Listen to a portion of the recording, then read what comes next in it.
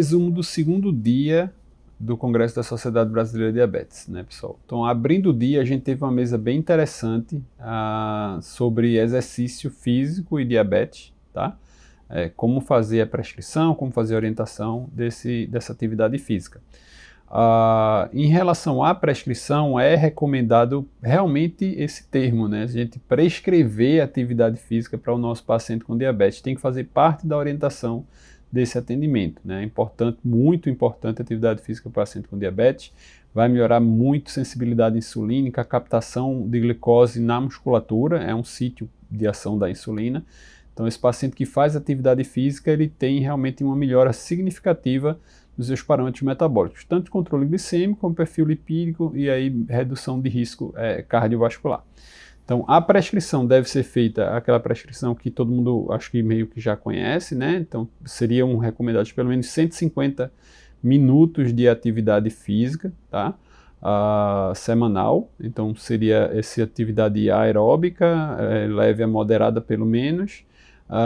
E além dessa atividade aeróbica dos 150 minutos, seria recomendado também pelo menos 2 treinos resistidos durante a semana, tá? Você diz, é muito pouco, eu faço muito mais, sempre. Alguém pode fazer, mas a gente está falando de uma prescrição mínima para tirar esse paciente do sedentarismo, para que realmente ele acabe fazendo atividade física e tendo benefícios metabólicos relacionados ao exercício, tá? Por incrível que pareça, mesmo esse número parecendo ser pouco, ele é cumprido pela minoria, grande minoria da população, de forma geral. Então, existiria essa recomendação dos 150 com 2 dias de atividade resistida. Lembrar que dentro dessa atividade resistida, a gente teria recomendação de atividades de força, inclusive para avaliação de resultado, seria recomendado você ver não só força, mas também explosão, né, velocidade de desempenho dessa força, porque isso também teria relação com desfechos cardiovasculares, né? Teria algumas métricas para a gente avaliar força, avaliar flexibilidade, avaliar equilíbrio, que são parâmetros importantes para esse paciente com diabetes, né, pensando que tem uma idade um pouco mais avançada, que isso vai ter importância em relação à queda, em relação à dependência física, que isso é bem importante, tá? Então, avaliar pelo menos 150 minutos, 2 treinos resistidos, avaliar força, avaliar explosão, equilíbrio, e também a história da flexibilidade, né, como parâmetros aí relacionados à atividade física.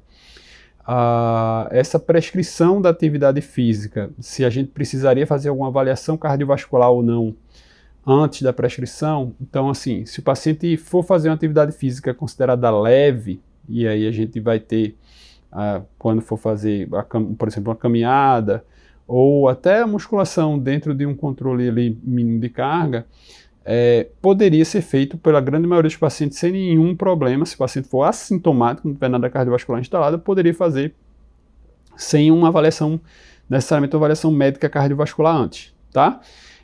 Se o paciente tiver a partir de 35 anos e for fazer um exercício de intensidade moderada, já seria recomendada uma avaliação mínima cardiovascular, com avaliação de pressão arterial, eletrocardiograma de repouso, tá? Se o paciente vai fazer uma atividade física de alta intensidade, aí sim seria recomendado uma avaliação mais completa, podendo aí incluir a história do teste cardiorrespiratório, tá?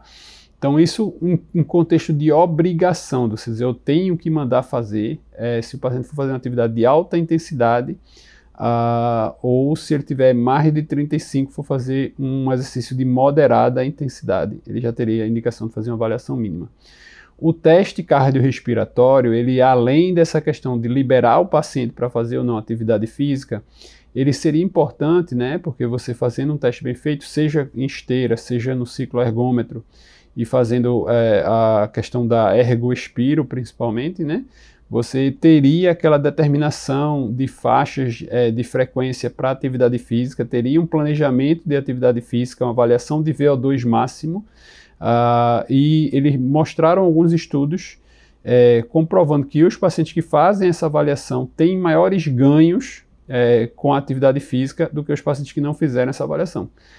Acaba sendo uma coisa meio lógica, né? Porque ele acaba realmente se dispondo a fazer uma avaliação mais completa, tendo ali aquelas zonas de exercícios, ou não, zona 3, fazendo um planejamento da atividade física dele direcionado para esse ganho de VO2, ganho de aptidão física realmente, né? E aí isso leva, obviamente, a melhores resultados do que aquele paciente que simplesmente vai fazer atividade física e não tem tantos dados relacionados a isso. Então, informação sempre vai agregar, tá? Então, acho que isso é fundamental. Se a gente puder disponibilizar isso para o nosso paciente, é uma boa medida, certo? Foi falado sobre o impacto do tipo de atividade física em relação à glicemia. A gente sabe que quando a gente faz atividade aeróbica, a gente tem uma tendência maior de redução glicêmica. Quando a gente faz uma atividade de um impacto um pouco maior, uma musculação mais intensiva ou um HIIT, você vai ter uma tendência de aumento de glicemia durante essa atividade mais intensa, tá? Usou realmente o exemplo do HIIT até como um modelo, né? Então, no HIIT, como você faz atividade de muito alta intensidade intervalada, durante esses pushes de alta intensidade, você tem uma maior liberação de hormônios contrarreguladores e isso leva ao aumento da glicemia, tá? Só que num segundo momento, após o exercício, você acaba tendo uma melhora da sensibilidade insulínica e, consequentemente, até uma tendência de redução glicêmica.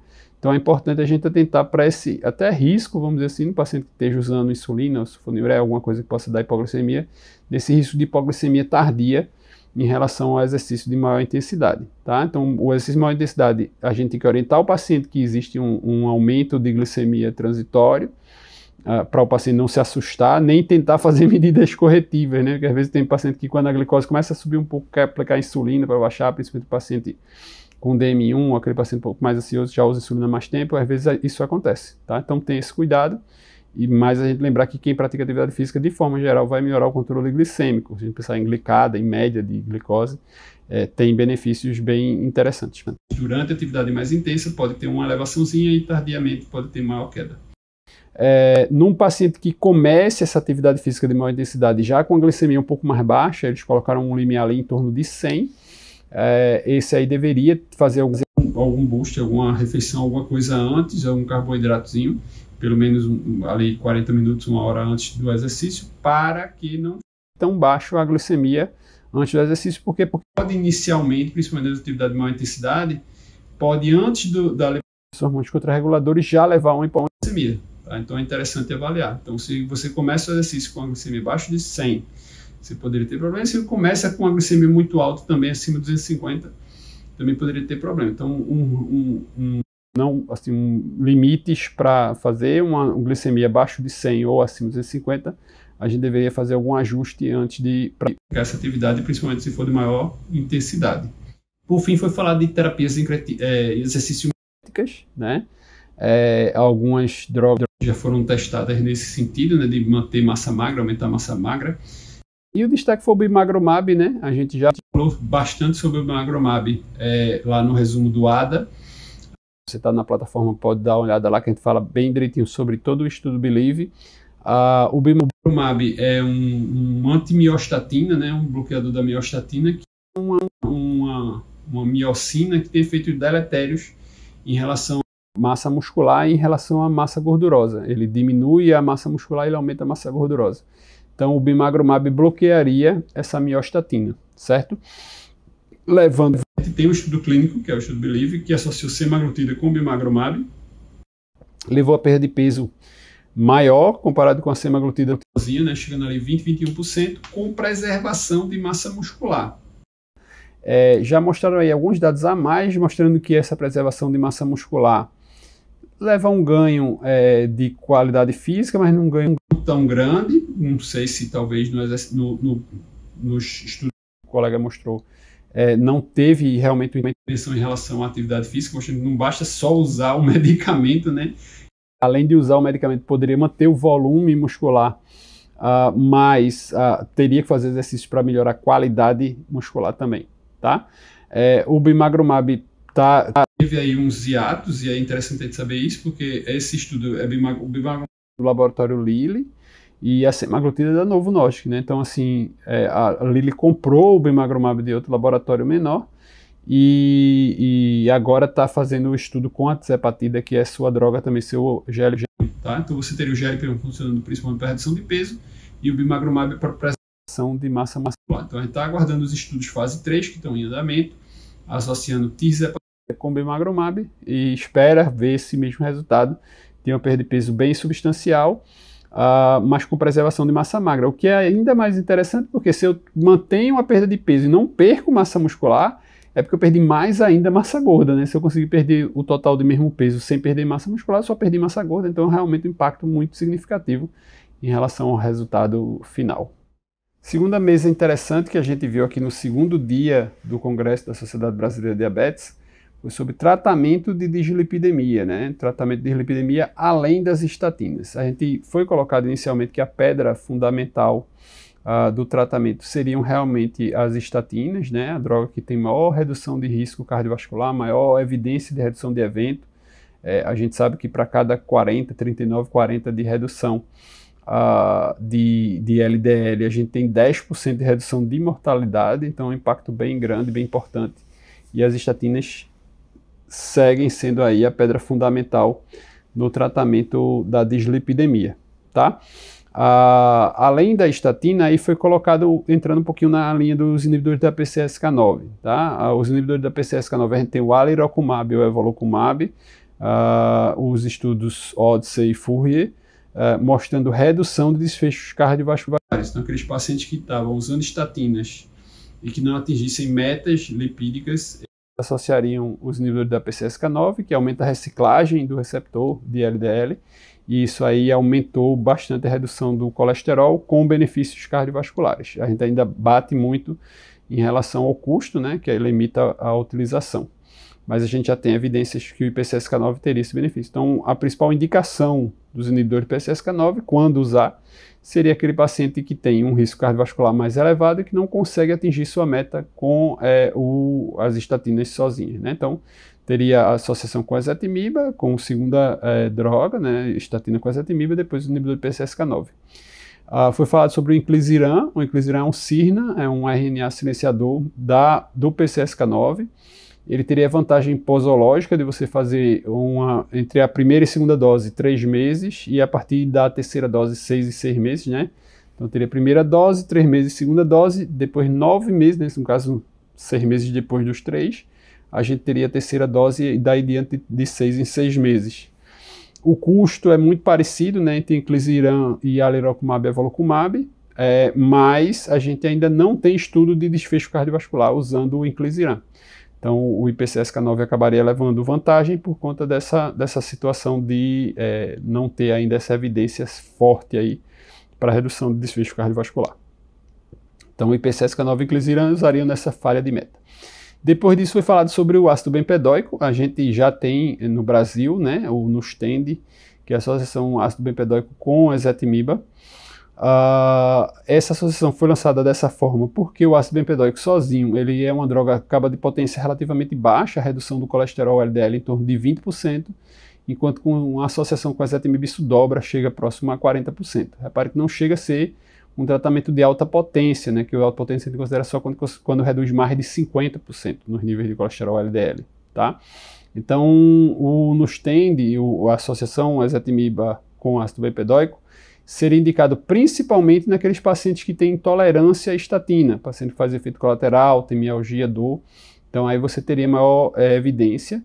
O estudo Clear Outcomes mostrou que houve redução de desfecho cardiovascular nessa população, e a gente tem que entender isso com calma, porque nesse perfil de paciente, quando a gente usa o paciente com intolerância à estatina, o grupo placebo não estava usando estatina, né? Então qualquer tratamento hoje que a gente já sabe que existe benefício cardiovascular, você usa contra placebo, obviamente que você dá uma vantagem para o medicamento, né? Não é que a gente tem estudo que testou potência intermediária contra alta potência, e agora não, a gente está falando uma droga contra nada, tá? E aí nesse cenário houve redução, tá? Então, o grande perfil, grande vantagem seria nesse paciente que tem intolerância à estatina, não consegue usar a estatina, e o ácido bempedóico sugeria como uma alternativa, certo? Lembrando que aí, no final das contas, a redução máxima é 40%, então se fosse paciente de muito alto risco, paciente com evento cardiovascular, a gente, óbvio, tem evidência de benefício, mas talvez a gente pudesse jogar para drogas um pouco mais potentes, no caso do IPCSK9, se a gente pudesse usar, como a gente já falou antes, porque aí a redução seria mais intensiva, tá? O problema do ácido bempedoico são dois. Ele aumenta ácido úrico, aumenta a incidência de gota, então um paciente que já tem um ácido úrico mais elevado talvez não seja o melhor cenário para você usar.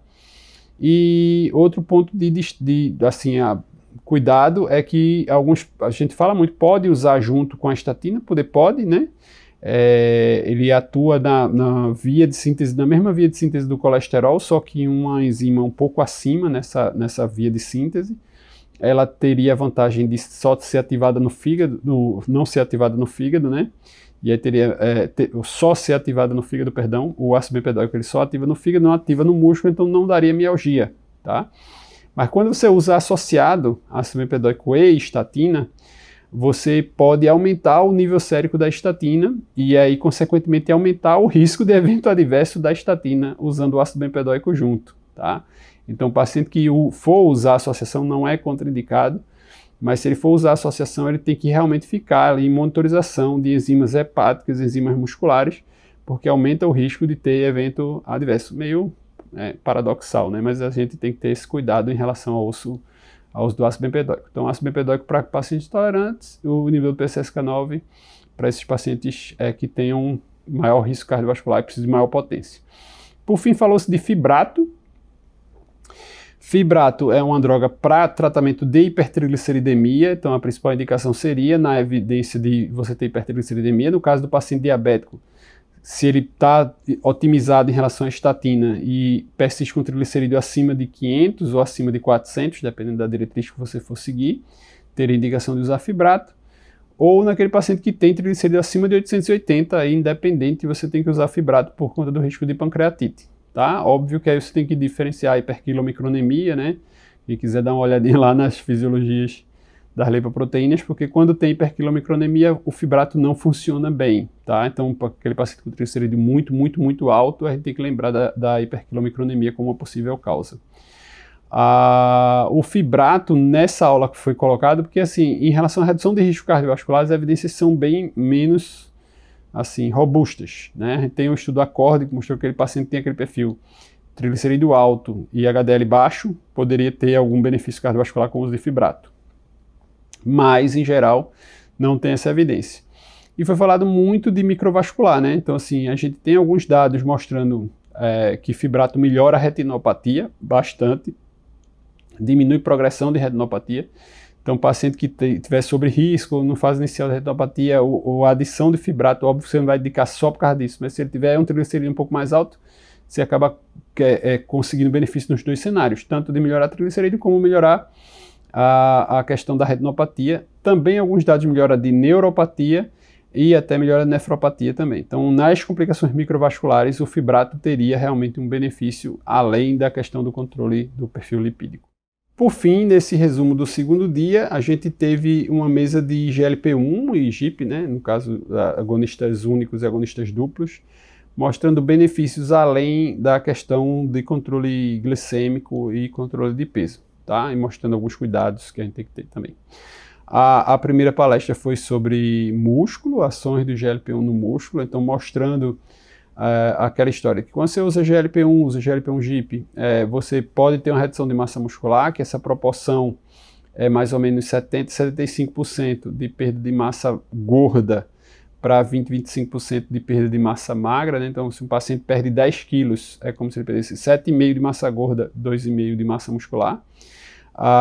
Falando da importância de você, assim, de que isso talvez tenha alguma coisa a ver com a redução de mioesteatose, né? Saída de gordura de dentro dessa massa magra. Então, quando você faz uma avaliação por bioimpedância, por exemplo, ela não consegue diferenciar essa mioesteatose. Mioesteatose a gente só consegue ver em ressonância. Então, como a gente sabe que esses agentes reduzem a gordura intramuscular, isso vai acabar reduzindo o volume muscular e em alguns aparelhos sendo lido como perda de massa magra, tá? Mas aí precisaria avaliar funcionalidade, avaliar força, avaliar assim, efeitos musculares, do que propriamente a massa muscular em si, porque na hora que você tira essa gordura de dentro desse músculo, obviamente que vai reduzir o volume, e isso talvez não implique em uma perda funcional, tá? Mas a gente sabe que aí acaba tendo uma redução volumétrica também, e alguns pacientes reclamam um pouco disso, certo?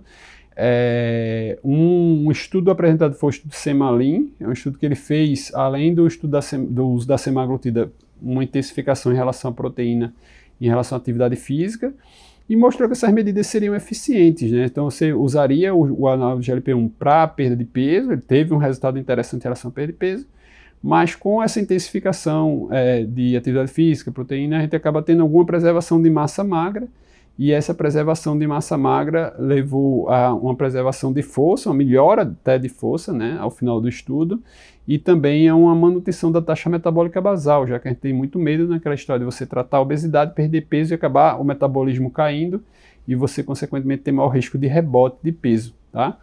Então, nesse estudo Semalin, a preservação de massa magra foi associada também à manutenção de taxa metabólica basal. Bem interessante. Tem resumo do Semalin aqui na plataforma, né? E se você tiver alguma dúvida, alguma coisa, pode mandar que a gente esclarece um pouco mais sobre ele. Então, é um estudo bem recente, agora de outubro, e foi bem destacado nessa palestra. Além disso, a gente falou também sobre condições psiquiátricas, álcool e drogas, dependência química, então mostrando que poderia ter benefício, usando GLP-1 reduz o uso dessas substâncias. Em relação à ideação suicida, não existem dados mostrando associação, mas aqueles pacientes com depressão maior, o uso do GLP-1 pode melhorar a depressão, e às vezes um paciente com depressão maior, ele pode na melhora ter se ele já tem um histórico de ideação suicida, ele poder acabar tentando na hora que ele melhora a depressão. Então, assim, a depressão é tão grave que ele não consegue nem tentar o suicídio, e na hora que ele melhora, acaba tendo a tentativa, tá? Então, todo paciente que tem um histórico de tentativa de suicídio ou um quadro psiquiátrico um pouquinho mais grave, é óbvio que aí ele precisa de um acompanhamento conjunto com o médico psiquiatra. A gente tem que ter esse cuidado durante nossas avaliações clínicas, tá? Isso é uma coisa muito básica, é uma anamnese bem feita vai identificar essas situações, tá? Foi falado sobre cognição também, né? Acho que a gente já tinha falado um pouco sobre isso lá quando a gente falou do EASD. Também foi falado aqui, né? Melhora de cognição, redução do risco de demência. A gente sabe que a resistência insulínica está associada à maior produção daquelas fibrilas amiloides, né? E proteína tau, que são alguns fatores da fisiopatologia das demências, e que aí você melhorando o diabetes, melhorando a obesidade, teria melhora dessas condições, certo? Por fim, foi falado um pouquinho sobre gestação. A gente já também falou lá no EASD que teve essa recomendação em relação a uma gravidez, sempre pensar em gravidez planejada, né? Porque quando você descobriu a gravidez, precisa suspender o tratamento, e isso pode levar a uma descompensação tanto do peso como da glicemia, com consequências negativas para a mãe e para o bebê. Então a gente deve sempre ter uma gravidez programada, não é proibido usar em idade fértil, mas ter esse cuidado. Aquele ponto já foi destacado da tisepatida, que pode interferir com o contraceptivo oral. Então a recomendação atual é que dentro de um período de 4 semanas após mudança de dose, a gente tem que usar outro método, além do método oral, né? Então enquanto você estiver titulando dose, a gente tem que usar outro método além do contraceptivo oral. Se descobrir gravidez, tem que interromper. Então foram mostrados dados de segurança em relação a esse tipo de abordagem, né? Ou seja, se a paciente descobriu gravidez e ainda fez uso de GLP-1, você estava usando GLP-1, acabou descobrindo a gravidez quando estava com atraso de 8 semanas, sei lá, né? Então já estava grávida e mesmo assim fez uso da medicação inadvertidamente, né? Não sabia. Mostrou que essas pacientes tinham segurança, não teve nenhum problema em relação à prole. Não pode, obviamente, manter baseado nisso, mas pelo menos você tem a segurança de dizer, se acontecer de ter aí uma gravidez acidental, não vai ser uma coisa que o fato de você ter usado GLP-1 agora não vai ter imediatamente algum efeito negativo. Óbvio que se descobrir, pare de usar. Foi falado também um pouco sobre a amamentação, e a gente já viu aí alguns dados novos mostrando que a concentração desses análogos GLP-1 no leite materno seria muito baixa, e que isso vindo para o bebê, né, por via oral, a absorção também seria muito baixa, né, o bebê tomando esse leite materno com alguma quantidade de GLP-1 não teria problemas, mas a recomendação é não usar, tá? Isso é um estudo de bioquímica mostrando que essa concentração seria baixa, são poucos pacientes foi uma dose única de analgésico GLP-1 e não um uso assim, contínuo.